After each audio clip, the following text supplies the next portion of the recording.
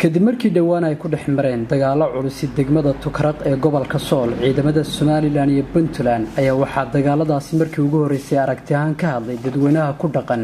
deegaanka Falidhiyaale ee gobolka Sool iyagoona ku eedeeyay madaxda maamulka Somaliland inay ka dambeeyaan mas'uuliyadda dagaalkaasi oo ay sheegeen inuu dhankooda u geystay saameyn xoogani haddaba hadaladoodii waxaa ka mid ahaa magaca Cabdicaliyaan baa leeyahay waxa weeye dadkan Hargeysa ka soo duulay ee xuduudii Ingiriiska ku doodaya xuduudii Ingiriiska gumaysiga oo iska kicinay Soomaaliya dowladda dhalatay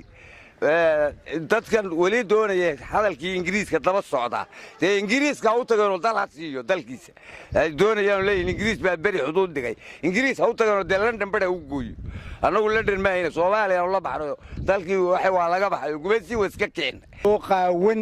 xuduud lama lihin isir lama ahin maamul lama ahin waxaanu leenahay beesha caalamka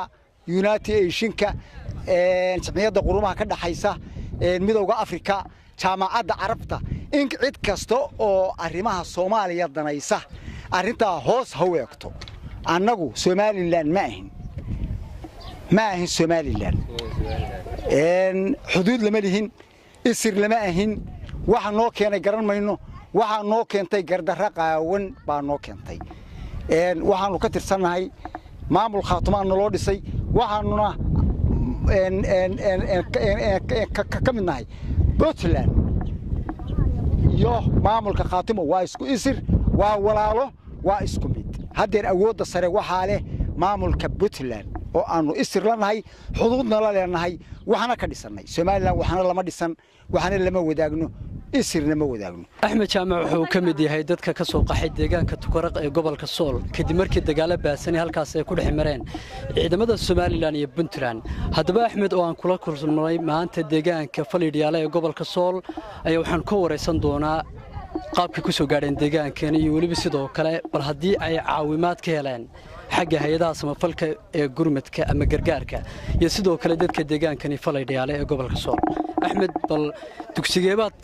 dugsibaad dhigan jirto arday baad hayd mise waxaad ka mid dadka deegaanka Tukaraq ee xilligaas ku sugnaa xilligu dagaal ku dhacay dadka deegaanka iskoolkana dhigtaan ka mid ah oo ku nool magaalada Tukaraq oo markaa bartan u soo barakacay magaaladan oo aanu nimi markaanu nimina hay'adba hadda halka wax ka qortay hay'adaha samafalka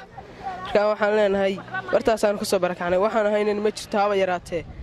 ka bacdiina dagaalkaas aanu ka soo qaxnay markii dagaalkaas u dhacay marka dad banaan hoganayay dad magaalooyinka soo galay kuwa gobolada galay waa jiraan laakiin anagu waxaanu bartan nimina hay'adaha samafalka hal hay'adaan wax kala kulnay dadkaas waa dad soo jahaaday oo ka yimi Hargeysa meel ay ku socdaana ilaa iyo hadda ma garanayno waxa ay doonayaan dhiig xaq darra iyo dhul xaq darra ayaan lahayn maatooyinkii iyo caruurihii iyo dadkii wixiiba barakac iyo dil iyo dhaawacyo bay ku sameeyeen marka anagu waxaanu leenahay dadka soo barakacay oo ka yimi dalkoodii oo deegaanka Falidhiyaale ee gobolka Sool waxa uu hoostagaa degmada Tukaraq ee gobolka Sool oo ay muddooyinkii ugu dambeeyay dagaalo xooggan ku dhex marayeen